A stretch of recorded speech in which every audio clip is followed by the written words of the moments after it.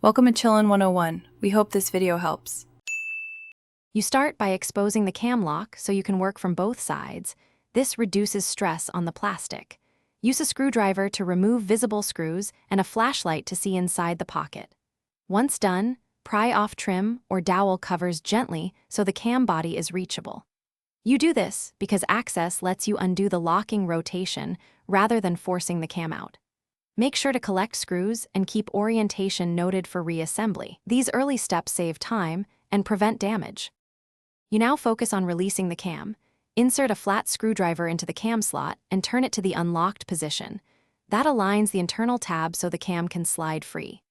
Once aligned, use needle nose pliers to grip the cam rim and pull straight out while compressing any protruding tang with a pick. This prevents snapping the plastic.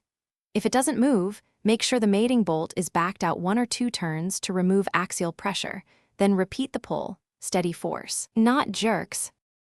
Finish by clearing debris and checking the cam pocket for damage. A vacuum and a blast of compressed air remove small plastic chips that could block reinstalling a new cam. Once clean, test fit the replacement cam or use a small metal sleeve if the pocket is worn.